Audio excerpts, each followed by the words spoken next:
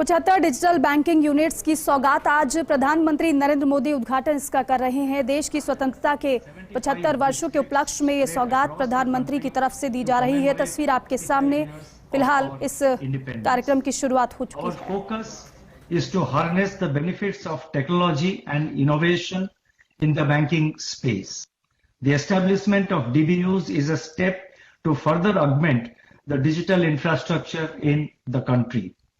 This will act as an enabler in the digital ecosystem and will improve customer experience by facilitating seamless banking transactions.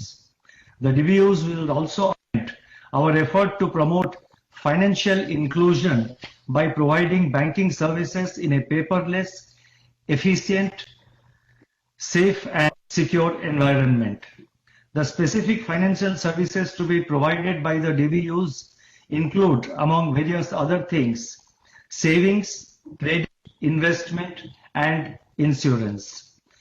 On the credit delivery front, to start with, the DBUs will provide end-to-end digital processing, small ticket, and MSME loans, starting from online applications to disbursal of the loan sanctioned amounts. DBUs will also provide services related to identified government schemes. The products and services in these units will be provided in two modes, namely self-service and assisted modes, with self-service mode being available 24/7/365 basis.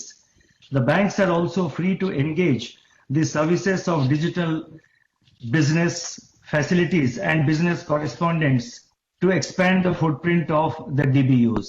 What is very important to note in this context is that these physical units will act as a focal point for developing customer awareness and customer education about utilizing various digital facilities to do banking operations, to do banking activities including applying for loans and availing loans from the banks. In effect, this will result in greater credit penetration in our country. I take this opportunity to appreciate the commendable work done by the Indian Banks Associations, the banks which have established these DBUs, the Department of Financial Services in the Ministry of Finance, my colleagues in the Reserve Bank for their concerted efforts in setting up these 75 DBUs in a very short span of time. I once again take this opportunity to welcome the Honorable Prime Minister, Honorable Finance Minister, and other dignitaries and all other participants to this important event. Thank you. Dhanyavad. Namaskar. Thank you sir. अब मैं माननीय वित्त मंत्री महोदया, जिनका मार्गदर्शन भी हमें इस पूरे कार्यक्रम हेतु समय समय पर मिलता रहा है, उनसे निवेदन करूंगा कि वे अपना उद्बोधन हमें प्रदान करें। फाइनेंस मिनिस्टर महोदय। Namaskar. Respected Prime Minister, Cabinet colleagues, Governor of Reserve Bank of India, Chief Ministers, Deputy Chief Ministers, Governors, Lieutenant Governors, and other dignitaries. Deploying technology to achieve development goals is the hallmark of our government. When in 2014, the Prime Minister Jan Dhan Yojana was launched, it was soon followed by mobile and Aadhaar integration, leading to DBT, Mudra, and many more. Financial inclusion was deepened and furthered through the flood of digital payment options. India's National Payment Corporation is fast finding inroads in several other countries as well. Digital identities, digital payments, digital transactions, account aggregators, open network for digital commerce have emerged, and very swiftly at that, even despite COVID-19. Even more interesting is the level of acceptance common Indian people have shown in adapting to technology-driven financial inclusive schemes of Government of India. During Amrit Kal, Honorable Prime Minister, furthering your vision for greater use of technology, आसानी से इस बदलाव को वो जीने के लिए आनंदित हो जाएगा, उत्साहित हो जाएगा। साथियों, हमारी सरकार का लक्ष्य भारत के सामान्य मानवी को एम्पावर करना है, उसे पावरफुल बनाना है। इसलिए हमने समाज के अंतिम पायदान पर खड़े व्यक्ति को ध्यान में रखकर नीतियां बनाई और पूरी सरकार उसकी सुविधा और प्रगति के रास्ते पर चली। हमने दो चीजों पर एक साथ काम किया। पहला, बैंकिंग व्यवस्था को सुधारना, उसे मजबूत करना, उसमें पारदर्शिता लाना, और दूसरा, वित्तीय समावेश किया, फाइनेंशियल इंक्लूजन किया। पहले जब बौद्धिक सेमिनार्स होती थी, बड़े बड़े विद्वान लोग अर्थव्यवस्था की, बैंकिंग व्यवस्था की, गरीबों की चर्चा करते थे, तब स्वाभाविक रीते वित्तीय समावेश की बात होती ही थी। लेकिन जो व्यवस्थाएं थी वो विचारों तक सीमित रह जाती थी। व्यवस्थाएं इस क्रांतिकारी कार्य के लिए, फाइनेंशियल इंक्लूजन के लिए, समावेश के लिए तैयार नहीं होती थी। पहले सोचा जाता था कि गरीब खुद चलकर बैंक चला जाएगा, बैंक सिस्टम से वो जुड़ जाएगा। लेकिन हमने रिवाज बदला, हमने तय किया खुद चलकर गरीब के घर तक जाएंगे। इसके लिए हमें सबसे पहले गरीब और बैंकों के बीच की दूरी कम करनी थी। हमने फिजिकल दूरी भी कम की और सबसे बड़ा जो रुकावट थी, उस मनोवैज्ञानिक दूरी को भी हमने कम किया। हमने बैंकिंग सेवाओं को दूर सुदूर में घर घर तक पहुंचाने को सर्वोच्च प्राथमिकता दी। आज भारत के 99% से ज्यादा गांवों में 5 किलोमीटर के भीतर कोई न कोई बैंक ब्रांच, बैंकिंग आउटलेट या बैंकिंग मित्र, बैंकिंग कॉरेस्पॉन्डेंट मौजूद है। इसके अलावा देश में जो पोस्ट ऑफिस का व्यापक नेटवर्क था, आज इंडिया पोस्ट बैंक के जरिए वो भी बैंकिंग की मुख्य धारा का हिस्सा बन चुका है। आज देश में हर 1 लाख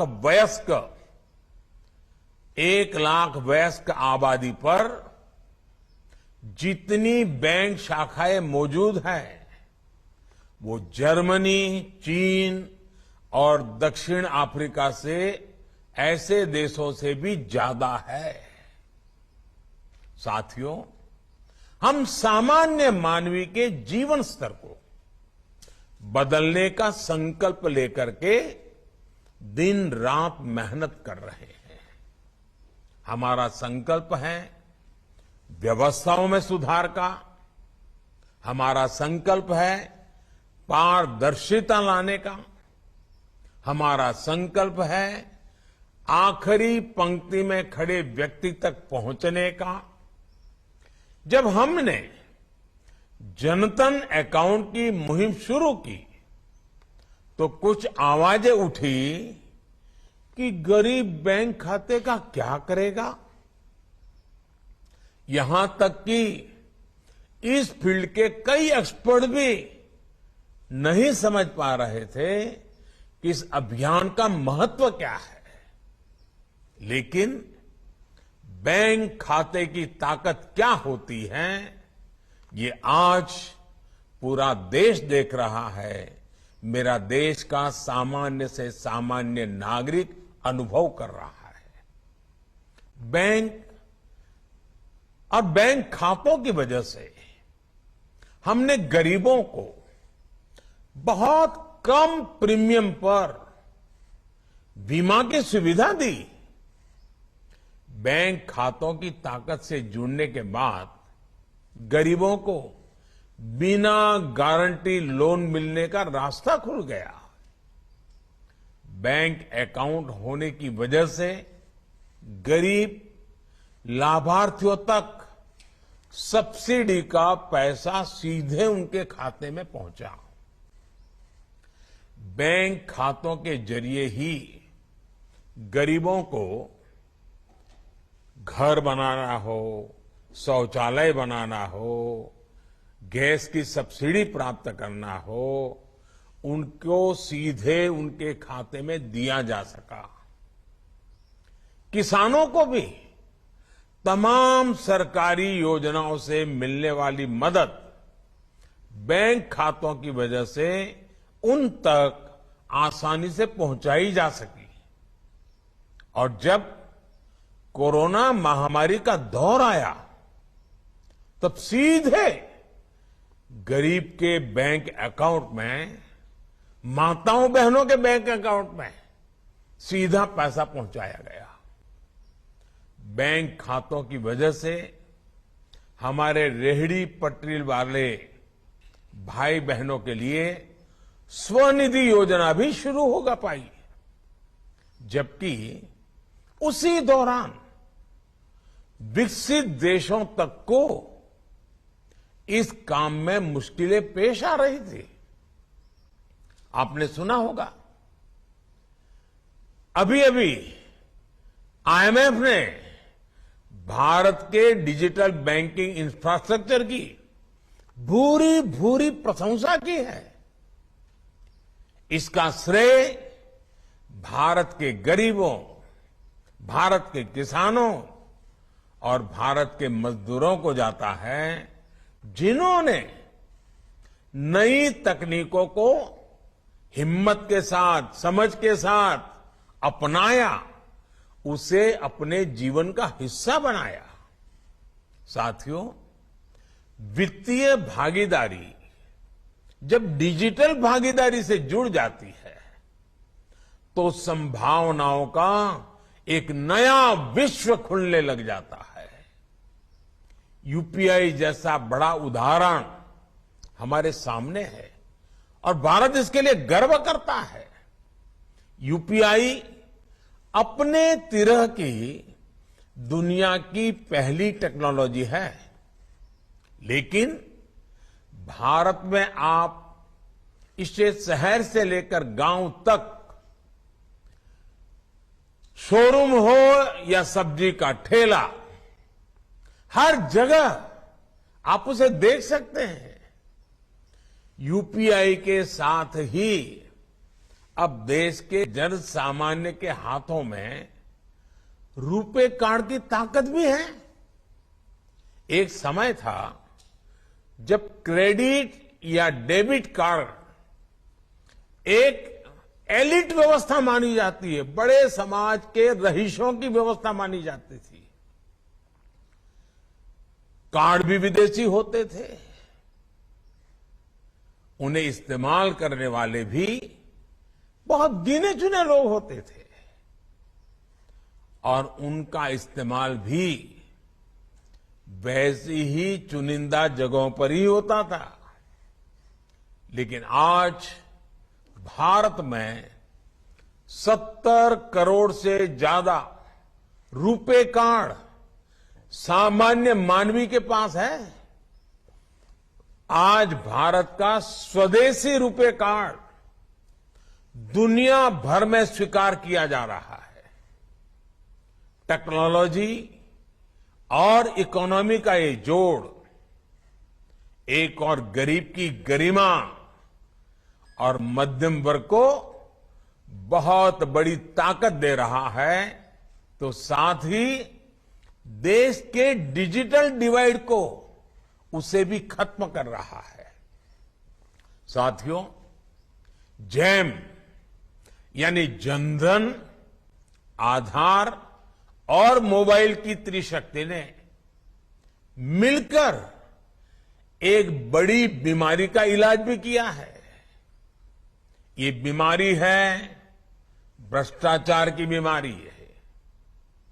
पैसे ऊपर से चलते थे, लेकिन गरीब तक पहुंचते पहुंचते गायब हो जाते थे।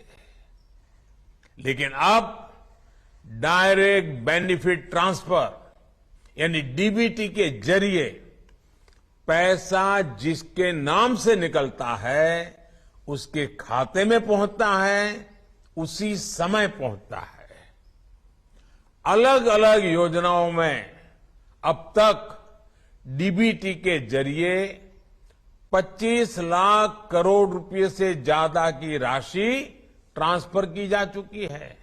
और कल भी मैं देश के करोड़ों किसानों को वैसे ही 2000 रुपये वाली किस्त भेजने वाला हूं। भाइयों और बहनों, भारत की इस डीबीटी और डिजिटल ताकत को आज पूरी दुनिया सराह रही है। हमें इसे आज एक ग्लोबल मॉडल के रूप में देखा जा रहा है। वर्ल्ड बैंक तो अब यहां तक कह रहा है कि भारत डिजिटाइजेशन के जरिए सामाजिक सुरक्षा निश्चित करने के मामले में लीडर बन चुका है। टेक्नोलॉजी वर्ल्ड के सफलतम लोग भी, टेक्नोलॉजी की दुनिया के जो महारथी हैं, वे लोग भी भारत की इस व्यवस्था की भरपूर सराहना कर रहे हैं। उसकी सफलता से वे स्वयं भी अचंभित है। भाइयों और बहनों, आप कल्पना करिए, जब डिजिटल भागीदारी और आर्थिक भागीदारी की इतनी ताकत है, तो दोनों की 100% क्षमता के इस्तेमाल से हम अपने देश को किस ऊंचाई तक ले जा सकते हैं। इसलिए आज फिनटेक भारत की नीतियों के, भारत के प्रयासों के केंद्र में है और भविष्य को दिशा दे रहा है। डिजिटल बैंकिंग यूनिट्स फिनटेक के इस सामर्थ्य को नया विस्तार देगी। जनधन खातों ने अगर देश में फाइनेंशियल इंक्लूजन की नींव रखी थी, तो फिनटेक फाइनेंशियल रिवॉल्यूशन का आधार तैयार करेंगे। साथियों, अभी हाल ही में भारत सरकार ने ब्लॉकचेन टेक्नोलॉजी पर आधारित डिजिटल करेंसी शुरू करने की घोषणा भी की है। आने वाले समय में डिजिटल करेंसी हो या आज के समय में डिजिटल ट्रांजैक्शंस अर्थव्यवस्था के अलावा भी इनसे कई अहम पहलू जुड़े हैं। उदाहरण के तौर पर करेंसी छापने में जो खर्च आता है, देश का वो पैसा बचता है। करेंसी के लिए पेपर और इंक हमें विदेशों से मंगाते हैं। डिजिटल इकोनॉमी के जरिए हम इससे भी बच रहे हैं। ये एक अलग तरह से आत्मनिर्भर भारत में भारत की बैंकिंग सेक्टर का, हमारे आरबीआई का बहुत बड़ा योगदान मैं मानता हूं। साथ ही कागज की खपत कम होने से पर्यावरण को भी एक बड़ा लाभ होगा। साथियों, बैंकिंग आज वित्तीय लेन देन से कहीं आगे बढ़कर गुड गवर्नेंस और बेटर सर्विस डिलीवरी का भी एक माध्यम बन चुकी है। आज इस व्यवस्था ने प्राइवेट सेक्टर और लघु उद्योगों के लिए भी ग्रोथ की असीम संभावनाओं को जन्म दिया है। आज भारत में ऐसा शायद ही कोई क्षेत्र हो जिसमें टेक्नोलॉजी के जरिए प्रोडक्ट और सर्विस डिलीवरी एक नया स्टार्टअप इकोसिस्टम न बन रहा हो। आप देखिए, आज आपको बंगाल से अगर शहद चाहिए हो या असम से आपको बैम्बू प्रोडक्ट की जरूरत हो, अगर आपको केरल से हर्ब चाहिए हो या लोकल रेस्टोरेंट से कोई पसंदीदा चीज खाने के लिए मंगवानी हो, या फिर आपको कानून से जुड़ी सलाह की जरूरत हो, हेल्थ के लिए कोई सलाह की जरूरत है, या गांव में बैठे किसी युवा को शहर के किसी टीचर से क्लास लेनी हो, डिजिटल इंडिया ने वो सब मुमकिन कर दिया है जिसकी हम